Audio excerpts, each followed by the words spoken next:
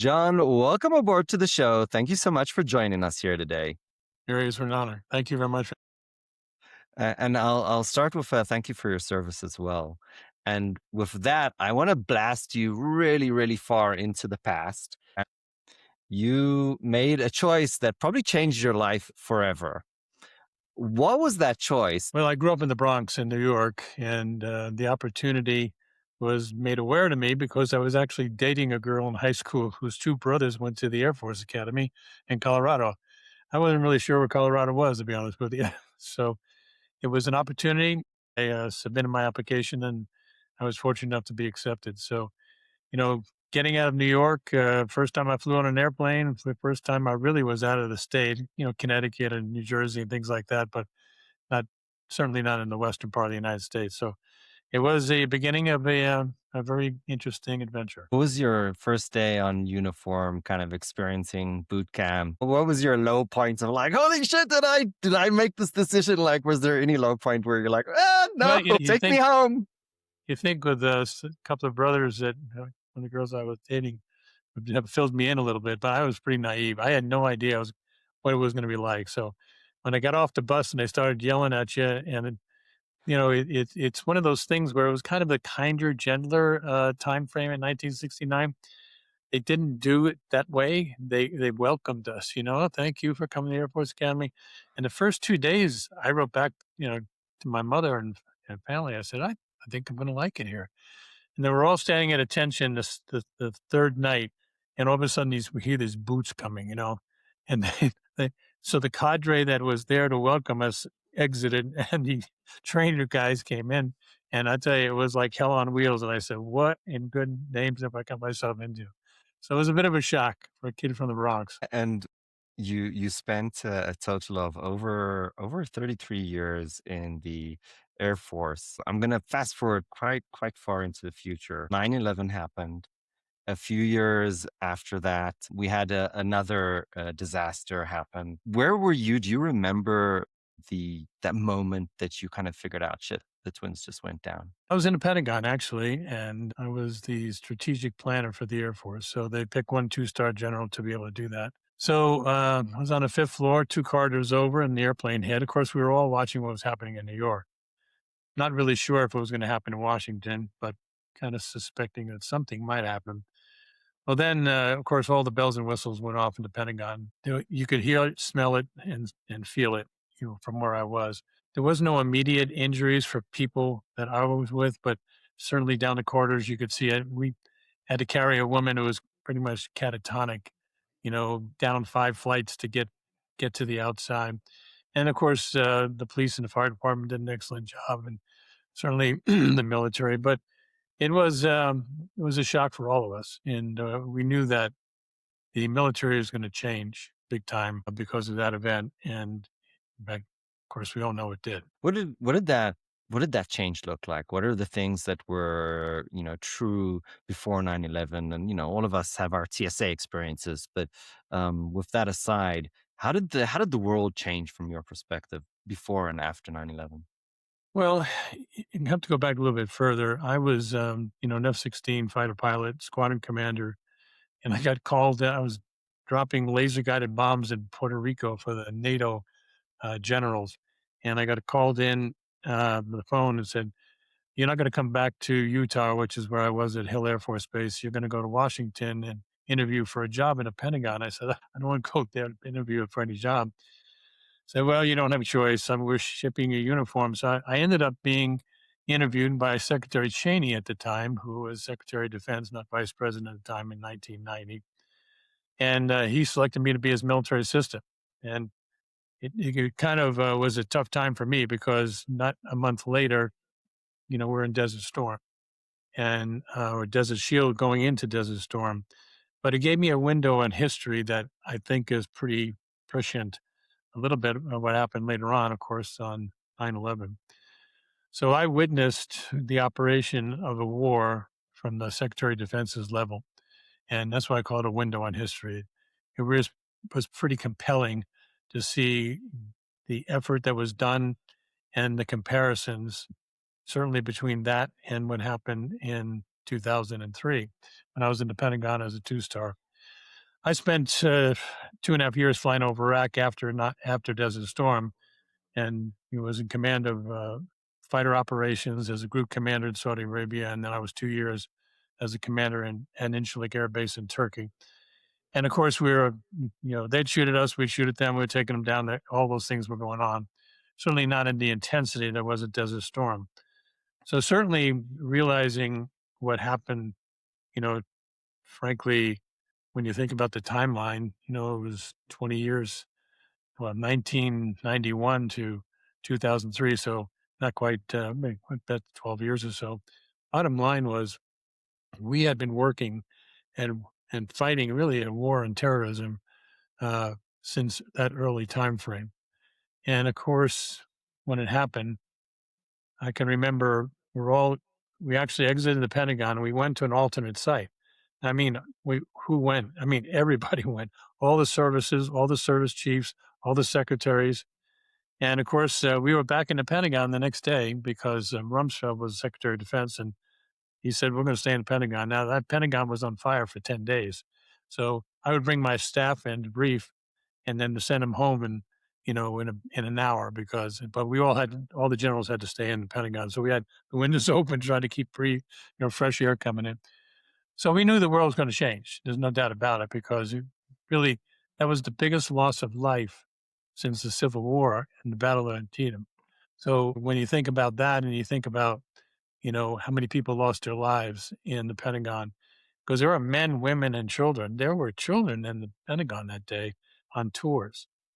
So I can remember going back that night, switching back into my flight suit from my, basically my staff uniform, and of course the world changed. What was for I mean, many of the people I talked to, like, they didn't experience 9/11. They don't really understand how the world changed. When you look back over many, many years, what are the key differences that you think about when it comes to government or military? What was fundamentally untrue today that was true before 9/11? Well, again, I have to go back to Desert Storm because at that time the decision was made by President Bush Senior that we were going to kick him out of Kuwait. We were going to defend Saudi Arabia. We were going to be able to destroy the Iraqi army, basically, including the Republican Guard. It was a very succinct, clear objective on what we were able to do, and we did it. And then we left. So 2003 was a little bit different. Decisions were made which was interesting because some of the same leadership, Secretary of Defense Cheney was now the vice president. You know, we had Bush, obviously Bush Jr. as the president at the time. We had some of the same people in the Pentagon elevated to higher positions. So it was interesting how that came into a little bit different, not a very clear objective, get in, get out, and be done with it. And we ended up staying. And we know the results that had occurred because of that. And now we're in a situation, what's going on now in Iran. And really, we should have learned and reviewed historically the lessons from 1991 with Desert Shield and Desert Storm. It really was a well done, executed operation with clear objectives and a very well done, executed outcome. I want to get to that and kind of how government is kind of behaves and perceives and creates deterrence. But just following down that timeline, you had the opportunity to be part of the team that investigated the accident with the Columbia space shuttle. Tell us what was that story like? How did that even happen? What did that look like? Huge piece of history. Well, again, I have to go back a little bit. In 1985, 86, I was selected as a White House Fellow, and it was only 13 of us. So the bottom line was we were assigned to an executive branch. I ended up getting to work for NASA, which again, to be, interesting, there was a crisis when we lost Challenger. That was a teacher in Right. flight, and on takeoff, we lost Challenger on explosions. But I was able to witness an organization in crisis. It was very telling, very obviously emotional for a lot of us who were there and saw the outcome. And then when you think about it, it was 17 years later, we have Columbia. And I'm a two-star at Wright-Patterson Air Force Base, and I was selected to be on the board for the investigation. I was the not only the board member, but also the executive director. So we had a team, great team, did a really good job on trying to put pieces to things together. But it was unique in a lot of ways because normally, and we've seen accidents in the certainly in the Air Force and all the services. You know, what was the widget that broke, or how and who's part of it? Do you hire fire side, side retire, whatever the situation is, who was at fault? This was pretty unique in the sense that we made a decision very early that there was a technical cause for this, obviously, that failed on the reentry. Remember, this is the reentry after they've been up there for about 10 days, and a piece of foam had come off on the left leading edge connecting point where the shuttle's tied to the external tank. So the shuttle is tied to the external tank, the points, two on the top, two on the bottom, and a piece of that foam, 2.5 pounds of foam, came off, broke into three different pieces, and 1.2 pounds of the bigger piece hit the left wing and damaged it enough that on reentry, that heat that you have sometimes 7,000, 8,000 degrees is hitting into the left leading edge. Basically, obviously, it's a glider now. There's no fuel. It just ate away at the wing, and we lost a crew. But we made a decision that there was not only a technical cause, but there was a culture, management, and organization cause. And frankly, that shook NASA up pretty well because we all knew there was a technical reason for the failure. But by saying culture, management, organization, it went back to Sally Ride, who was on our board. Sally Ride was the first American woman in space. She was the only one who was on the board in 1986 and in 2003, Challenger and Columbia. And she said something incredibly insightful. She said, "I hear echoes of Challenger with Columbia." And it was true. We did find some of the same things. So watching two organizations crises in NASA over a period of 17 years was pretty insightful. And I'll just share with you one personal story that I thought was pretty compelling. When we had Challenger, they collected all of the debris and put it in a silo and buried it. When we had Columbia, it was the families, not NASA, families, that said, take every single piece that we can come, send it to every laboratory, no matter where it is in the world, and let's find out everything we can possibly got. So there's a big difference between NASA. It's kind of like, okay, we've been there, done that, buried it, we learned the lesson, let's move on. And that's not unhealthy, but it also didn't allow for a continual learning process. And I'll just tell you one other thing. You can ask any other questions that you want. But I found out that no one in the senior leadership at NASA at the time had done a case study on Challenger. So those lessons learned were kind of like buried in a silo and, let's move on. And you know who did do a case study on Challenger? It was the nuclear Navy in our U.S. Navy. Every single officer who went through the nuclear armament in the nuclear Navy studied Challenger, and NASA didn't.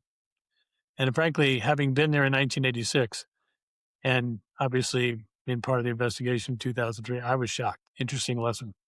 So in Challenger, and keep me honest here that my knowledge of history is accurate, but the O-ring that basically did not work at those temperatures, the company that manufactured it did get warnings from their engineering team that there was an issue, that it was not really made to work at those temperatures.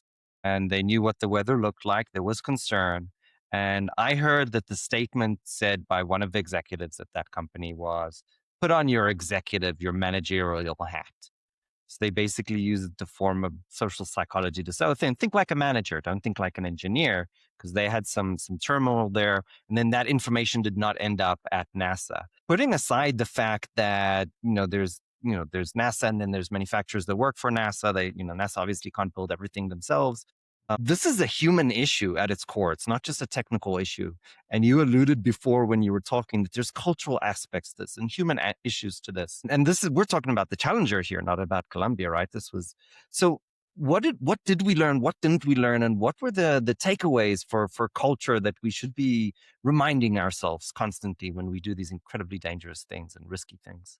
I'll explain one comparison. NASA has an amazing thing that they do when they get ready for launch. They have all of their sites on, even back in 1986, a webinar of sorts, Johnson Center, you're ready to launch. Kennedy Center, you're ready. Mashoud, you're ready to launch. And they go around there.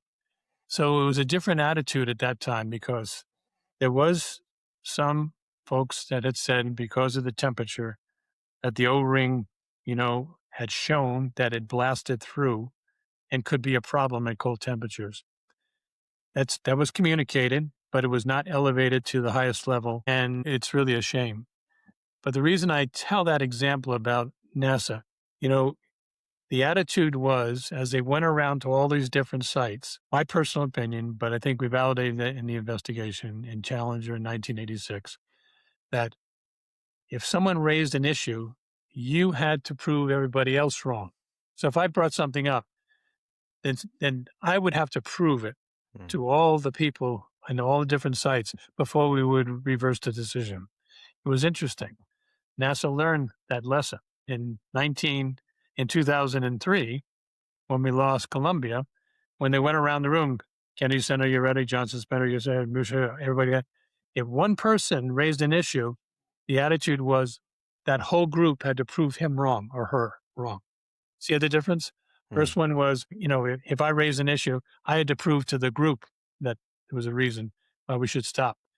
But here it was done correctly. However, it wasn't carried over to the reentry. Now, they knew something had happened. They knew a piece of foam had hit. There was some concern by some of the engineers really about the gear blowing down because they're worried about maybe it damaged something. And, if you lose a wheel or you lose one of the basically wheels, you're going to lose the shuttle on reentry when it lands. That's what they were concerned about. However, they went around the room again, Kennedy, Johnson, Michoud, all the different sites again, and it was back to that attitude that if you raise an issue, you have to prove everybody wrong. Now, here's the dilemma, and I get this often when I'm giving this briefing. What could have NASA done had they really realized that it was really a shuttle ending possibility? Could they have done anything? Well, certainly they could not have repaired it. They didn't even have the arm. It was a science mission. They had the science module in the back. And, even if you did do a spacewalk and looked at the left wing, there's no way you could have repaired it because you didn't have anything to stand on. Because if you push on it, even if you stuck a telephone book in there, I use that example, but, try to dissipate the heat on reentry, you couldn't do it. So what could they have done? The only possibility, if they did know that it was definitely a high risk, was do a space rescue. Atlantis was on the pad, ready to launch after Columbia landed. Now, just imagine how difficult you trying to make a decision because they can only be up there a certain number of days because they're limited not by oxygen or food or anything like that. Is really your nitrogen dissemination. Okay. So they can be up there maybe 20 days. So if you launch the Atlantis with 2 astronauts and bring back the 7 with people sitting on the floor and not in chairs and all, could that have been done? It might have been. But that's the only possibility that could possibly have happened. They never got there. They even refused to get a satellite picture because they had done it sometime before and it didn't turn out to be very granular enough to be able to learn anything, but they still never even tried. So for everybody concerned in 2003, when it was coming back, everything was looking great. And of course it didn't. I think it's incredibly interesting that the one of the key factors wasn't an additional technical test, wasn't an equation that went wrong, wasn't some engineering aspect. It was really about the process of making decisions. That's what could have tipped us over. Do you see that same kind of decision making issues persist, or has the culture changed significantly since? Well, when we finished the investigation for Columbia in 2003, we made our report and we had our recommendations. And what followed that was a return to flight group. So we left with our group. Return to flight group came in and they followed through to make sure that the recommendations were followed, and they were. And I think there's examples that I could cite on the space station where people have raised an issue, and it's like, okay, now we have to prove you wrong. Like there was a couple of times where we've almost abandoned the space station, and it was well done on the review and the analysis to be able to determine that as it was raised, but it still was safe enough to keep the astronauts, on the space station, and they were able to find a solution to the problem. So I think that attitude, I got to prove you wrong, or you got to prove the group wrong, was healthy. Okay, so they did learn, and I think there was examples, particularly on the space station, on how that has been handled well. So I'm confident that that has been a cultural basic effort that has been embedded into NASA. And I think we're seeing it now, when they had trouble trying to launch the second launch around the moon, this time with astronauts. I don't know if you would agree, but I'll talk about the rest of your career where you started to go into more kind of corporate environments. Did you see that kind of lesson about how decisions are made?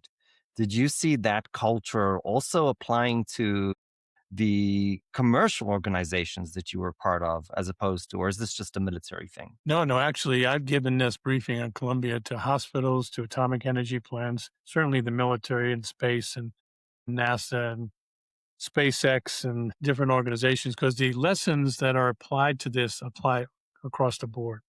Because there's communication issue, there's organization, there's safety issues, there's certainly issues on how you prioritize your risk and where you end up taking that, whether it be in an operating room in a hospital or it be, certainly on a launch for missiles into space. So what I encourage people to do is take case studies that are not necessarily in your particular area, because there are lessons to be learned.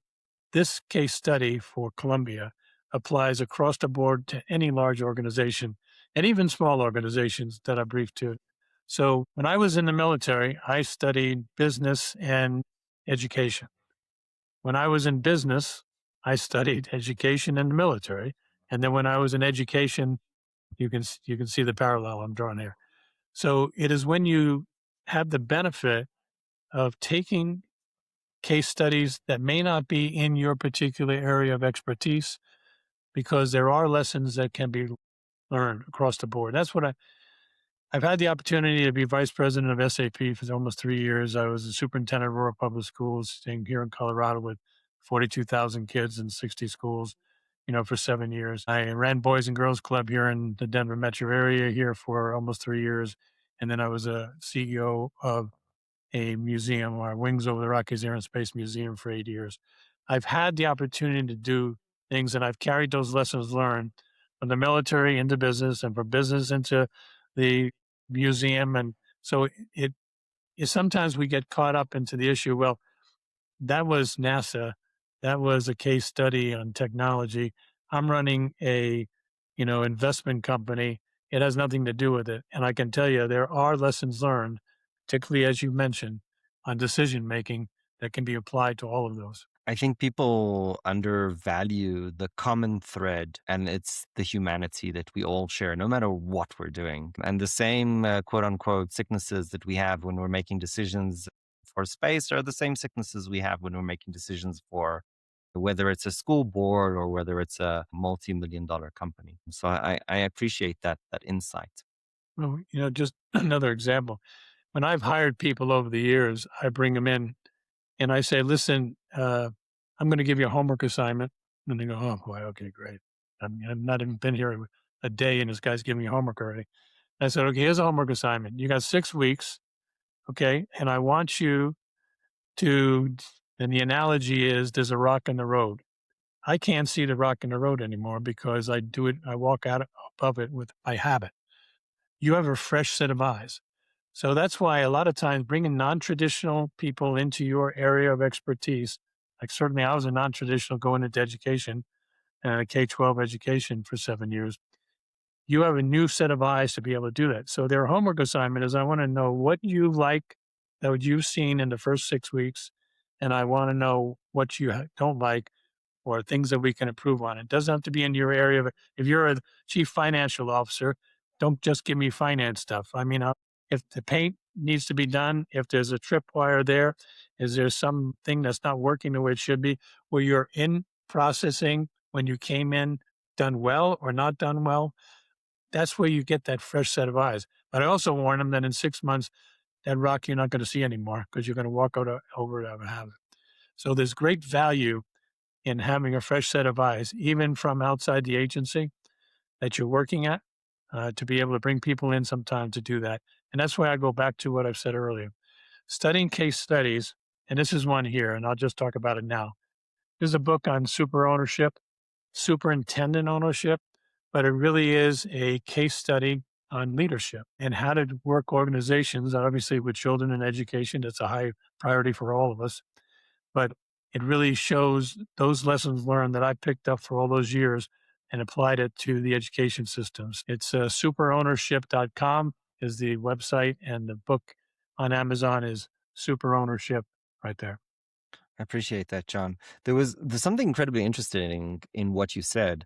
You said, well, if it's a finance person, like, doesn't matter. Tell me whatever you see outside of finance. There is a problem there because I'm not the expert on this. I'm the finance guy. Why, like, do I even have permission to say something about engineering? From my sense and experience, I've seen feedback be shut down, belittled, Mhm. disappear, not taken seriously when people kind of step out of their lane. What's your philosophy when it comes to stepping out of your lane, so to speak? And how executives should kind of create a culture around decision making when it comes to feedback? Well, I'll tell you that one of the things I've learned, sometimes the hard way, not always the easy way, is that when you give people permission, that's the word you use, to be able to provide information outside of their wheelhouse, it allows them to be able to be part and parcel of the communication process. I could give you examples in combat where you think the person who is the least qualified and the youngest, in some cases, to be able to present something that none of us ever thought about. I've seen it time and time again. I remember when I was a wing commander in Incirlik Air Base in Turkey, and I won't use a combat example, but we had a flood on base.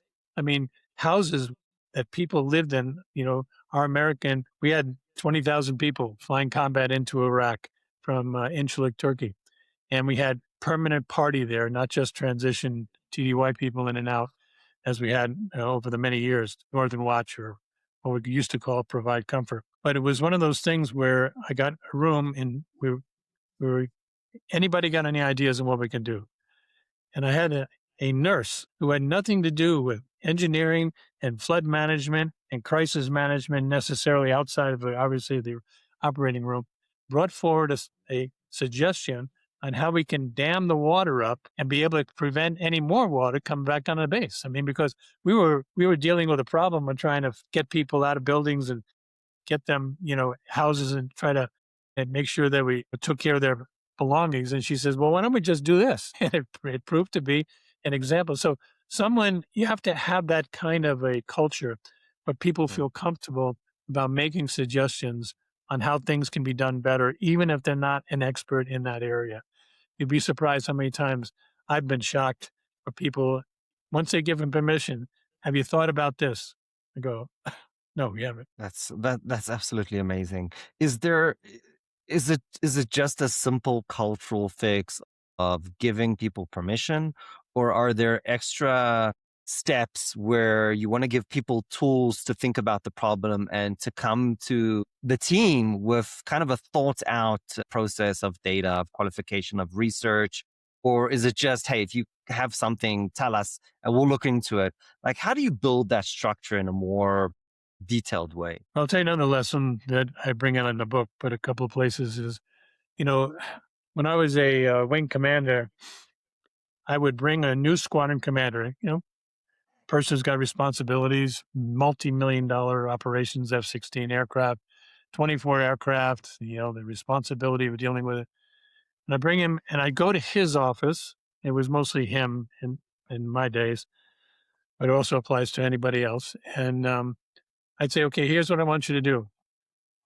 I'm going to sit here in your office. I got some work to do. phone calls to make, and I want you to walk your perimeters and visit and touch every square footage of the buildings that you're responsible for, and then come back and talk to me." And they go, "Well, what do you want me to do? I mean, what's the purpose of it?" And I said, "Just do it. Just do it." Now, sometimes they'd be annoyed at me, for this because, say, "Hey, I got a lot to do here. Now this, commander is telling me just walk around there, and just see what happens." So they'd walk around and they'd come back in about an hour or so. And I'd say, "Well, how'd it go?" He says, "Well, I did what you said. I walked around and touched every square foot. Who'd you talk to?" And he said, "Well, I talked to a lot of people, you know." And I said, "Well, give me an example of some of the conversations." And they said, "Well, I met with, this lieutenant. He was working a scheduling problem with the flying. And I told him, okay, I'll take care of it." And then he walked down to somebody else and he said there was a personnel issue that they were dealing with. He said, "Okay, I'll take care of that." And he went, and, it went on and on and on, usually, 4 or 5 different examples. And I said, "Well, you know, what did you do with taking all these monkeys on your back?" There's a great book, the 1 Minute Manager Meets the Monkey. If anybody has it, it's really a small book. It's quick to do. And I said to him, I said, "That's not your job anymore. Your job is not to take those monkeys." Okay. I said, "Well, what was I supposed to do?" And I said, "Okay, here's what you were supposed to do. First of all, there are 3 steps. What is the problem? Because people will talk to you and they don't give you the problem. They give you the effect of the problem. But is it a personnel problem? Is it a training problem? Is it a money problem? You got to get deep down. So what is the problem that you're bringing to me specifically? Second step is, what are you doing to fix the problem? Okay. Because if you have any responsibility as a commander, you have your ultimate responsibility, but you're talking to a person is that you have responsibility because you've identified a problem. What have you done to deal with the problem? And they said, "Well, okay, maybe I should have done this, and maybe I should have done that." And the third step is, what do you want me to do as your commander to fix the problem? So it puts the onus on them to come up with some ideas. So what I would normally do is I bring somebody in, I say, "Okay, what's the problem?" I said, "That's not the problem. What is it a personal problem, money problem, training problem?" And they, "Okay, I guess it's a personnel problem." "Okay, now what are you doing to fix it?" "Well, I tried this. I talked to this person. Did it work?" "No, it hasn't worked." "Okay, now the third step is, what do you want me to do? You want more money? Do you want me to get training? Do you want me to call a conference? Do you want me to bring an expert in to give a solution? Give me some ideas on how to do that." And that's one of the things that I would tell people a lot of times because they would say, "My boss doesn't listen to me." You know, well, what have you done? If you go in there and you say, "Hey, boss, this is the problem. I think this is the problem. Here's what I've done so far, and I can't do any more. And here's what I need your help on to be able to do these steps." You give them some choices. Now, he or she may not take that, but the bottom line is you're giving them some authority to come up with some solutions. And that's something that I've seen in business and school district and the museum and so forth, where people just kind of, well, he's not going to listen to me. But he'll listen to you if you come in there and you take that approach. What is the problem? What are you doing to fix the problem? And what do you want me to do? And that helps give them authority and responsibility and permission to be able to come with solutions and they feel heard. Okay. Now, you may not exactly, one guy came in and says, "Here's the problem. Here's what I've done to fix it. I need $2 million." Okay. It's not going to work that way. Okay. What other choices do you have that we can do that? Let's talk for a second about what normally happens when you don't use that process. There's kind of 2 extremes of it from my experience, but keep me honest based on yours. One is you just never hear the problem and they kind of work for weeks and months on something and then it kind of explodes. And then the executive's like, how do I not know about this? And then the other extreme is where the executive kind of has to solve all the problems and nothing is, is anybody's responsibility. Now, obviously these are the extremes, but we see the full spectrum.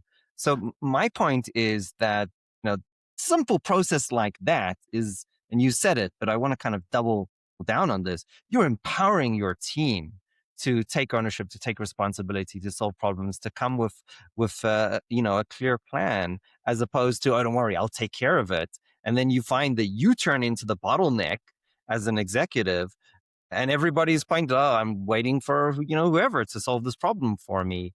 And now you're a one-man show, or woman. I think we see that a lot, unfortunately. And it's true. I mean, it is giving ownership to folks to be able to come up and not be afraid to be forefront about it. but it's what you need to elevate people. Like some people would tell me, "So what is your leadership style?" And I go, "It depends." So, well, what does that mean? I mean, are you a micromanager? Are you a people person? Are you the well? Let me explain in these manners, and I'm using the example of time to demonstrate this. Okay, so you got let's say 10 people that are working for you. Okay, and there's levers. Now, the first time a young person comes in, takes a new job, they have to learn that asking for help is a measure of strength. It is not a measure of weakness.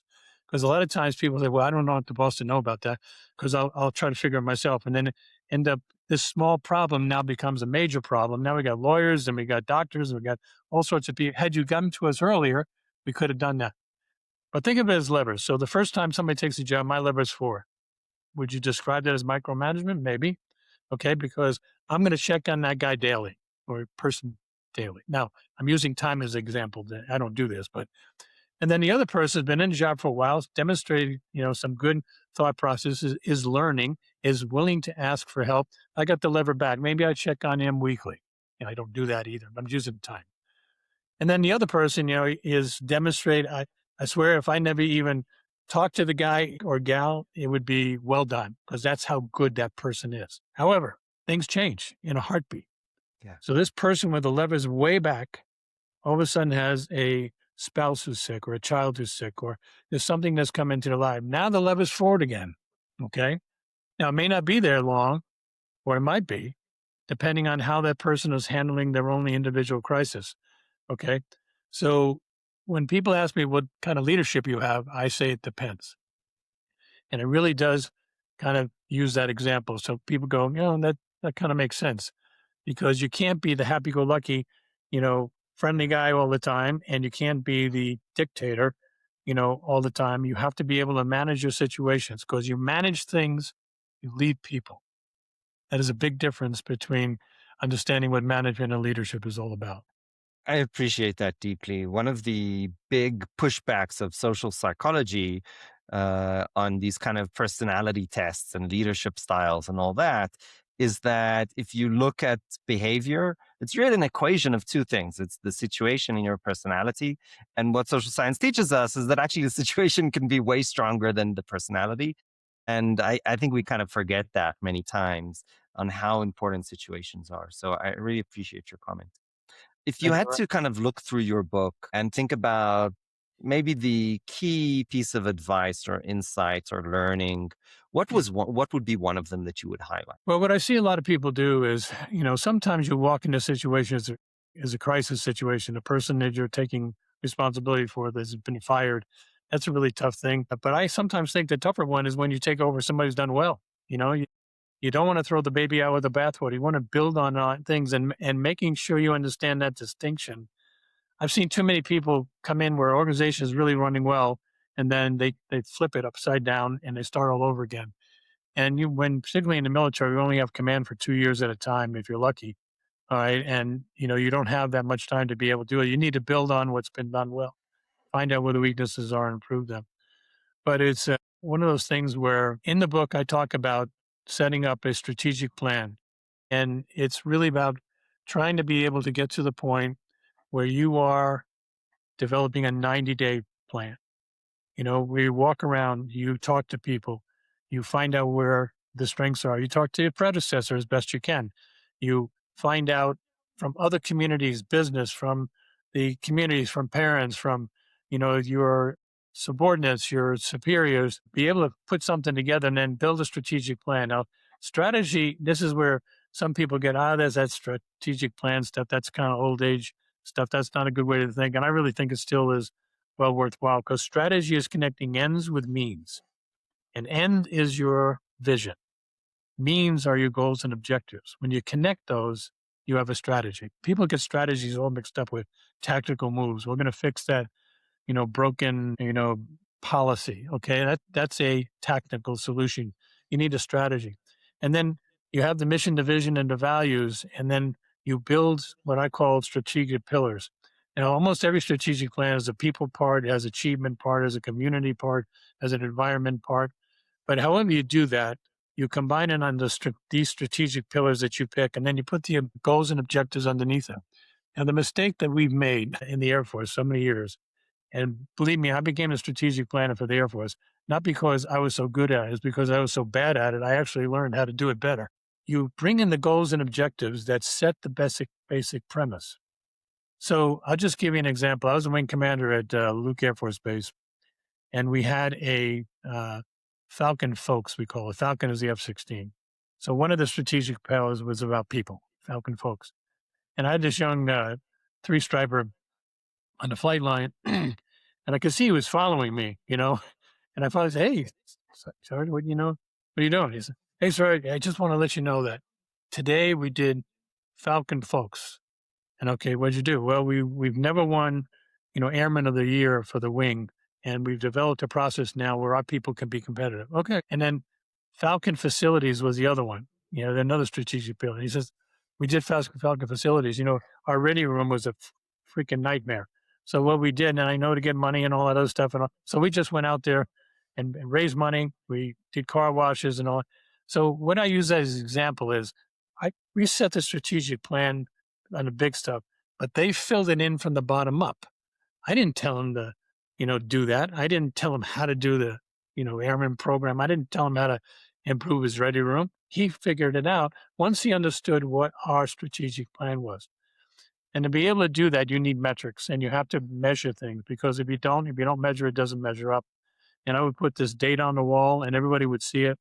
And then that allowed everybody to say, we're winning or we're losing. Okay. And if we're not doing well, we know we got to do better. And if we're doing well, we can celebrate.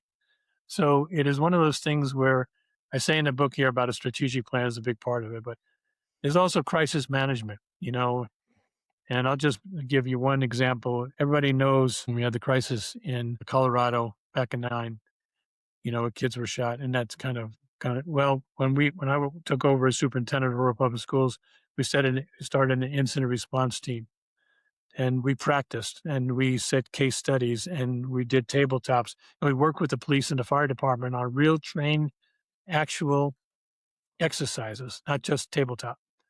And then we had the theater shooting in Aurora in 2011.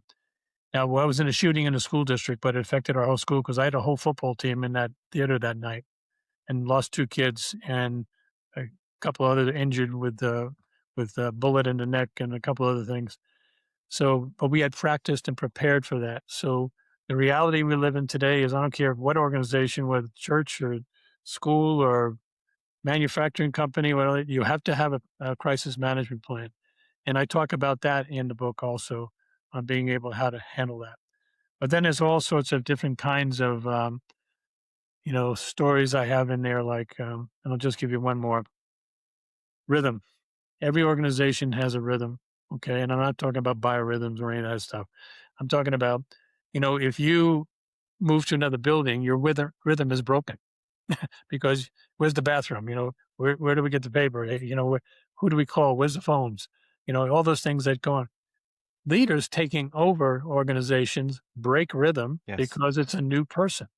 And you have to be sensitive to what you're doing. Now, if you're replacing somebody who's failed and you're trying to really fix them, that's one challenge. And then the other one is somebody you're taking over for did really well, you know, and you have to understand what the rhythm is.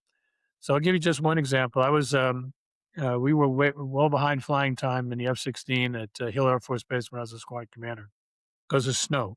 So we usually fly, an 8 turn 6. So we have, 24 airplanes.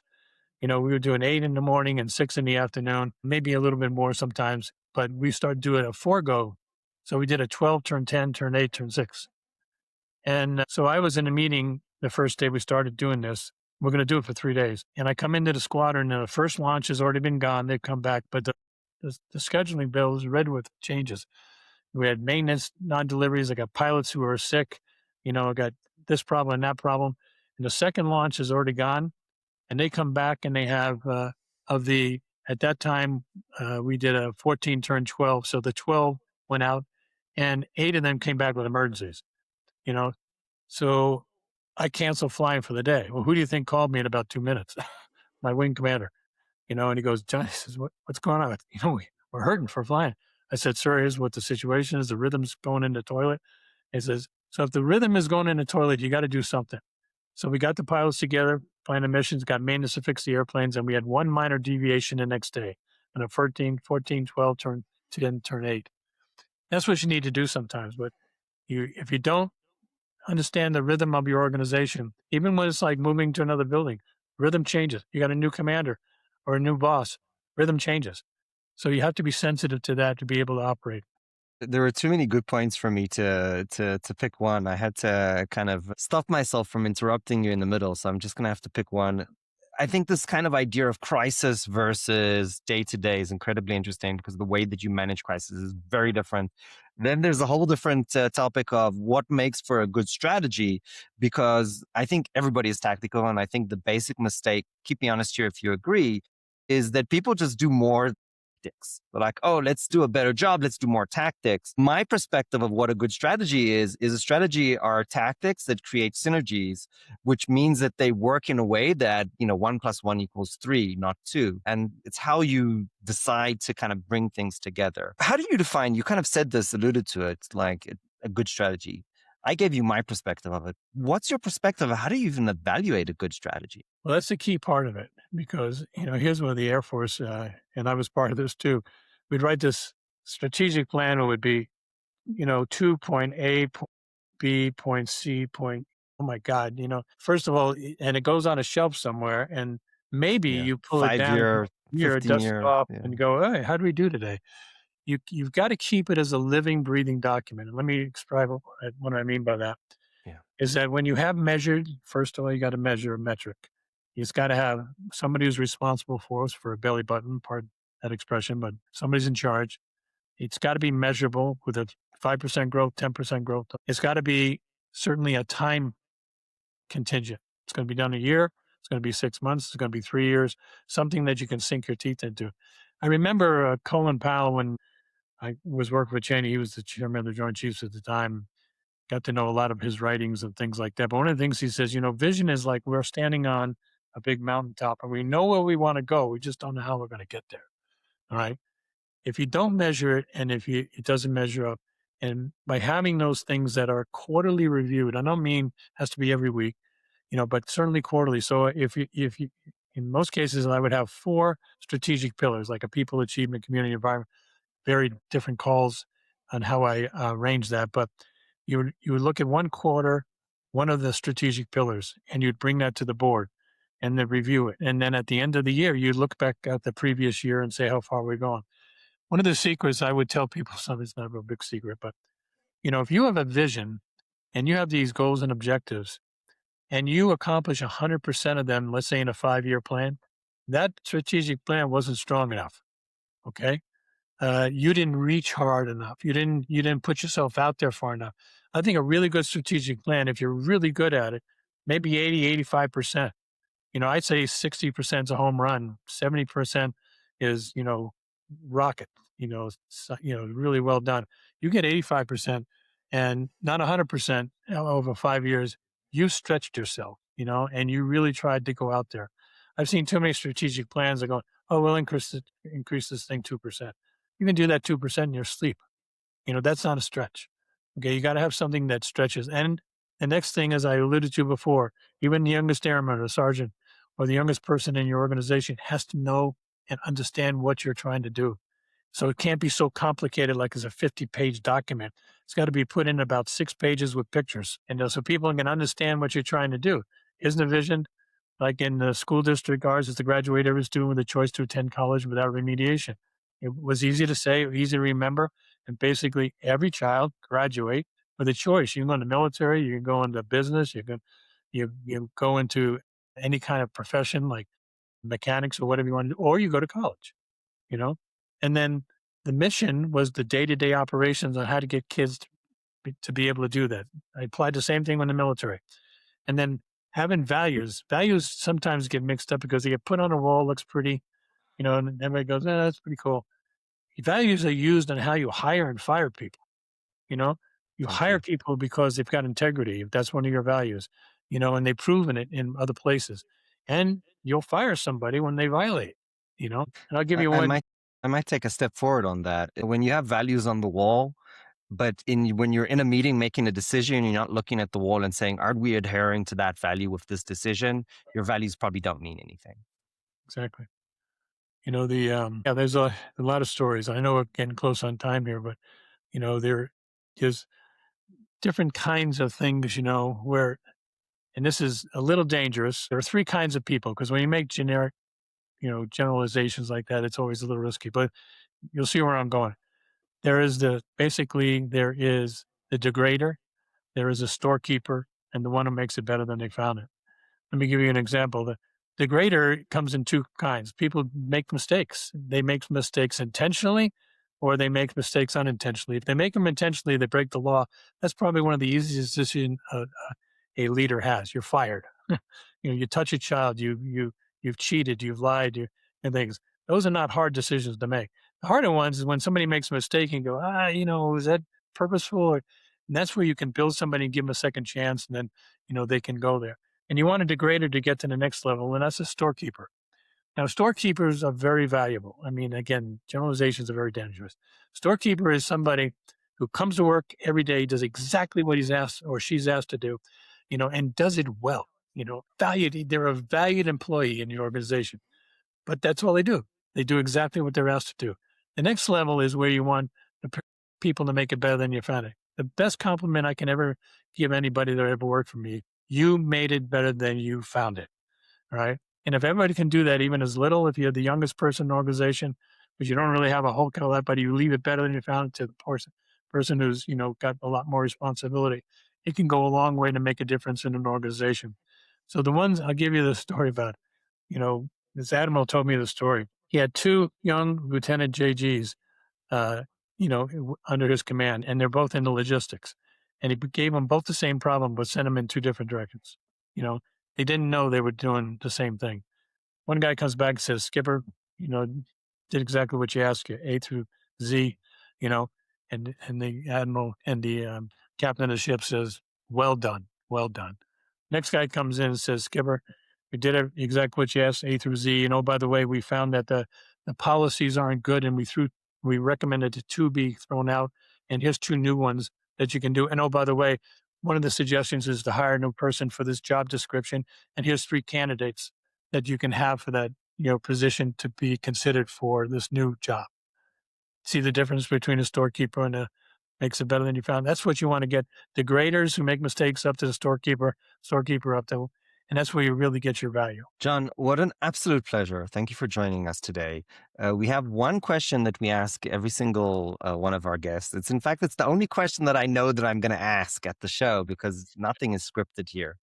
Good. If you had to think back on um, your entire career, whether this was 40 years ago or 4 years ago, what is the piece of advice that you would give yourself at your hardest moment? Well, I graduated from the Air Force Academy with a Bachelor of Science, because we all do that, but I really was an international affairs and political science major, which helped me later on in life, but I wish I was a better historian. I wish I was a better reader of biographies, which I have time now because I am retired, but even though I'm the chair of the Air Force Historical Foundation, I'm vice chair of the National Aviation Hall of Fame in Dayton, Ohio. So I have more time and I'm reading a lot more than I was before. And I said, God, I wish I had that book. I wish I had read that biography of that individual at that time. That could have helped me a lot for what I did. So if I would advise anybody, particularly young people, spend time reading biographies, read history, understand. And one of the things that I do is on Substack that about where people write articles. That's what I try to do. I try to take current events and I try to look back in history to bring them forward to see if there was lessons learned that we should have learned. So that would be my answer. Yeah, and I'll put out a shout out. You can find your articles also on LinkedIn. I thought it was really interesting because there's so much of an political echo chamber happening, but having a nonpartisan kind of rational thinking with the lens of history, and then really oftentimes asking more questions and saying, "Oh, this person is good and this person is bad." It's incredibly refreshing. So I really appreciated your perspective, John. Thank you so much for joining the show. I Thank you, Harry. appreciate you. It's been a pleasure. Thank you.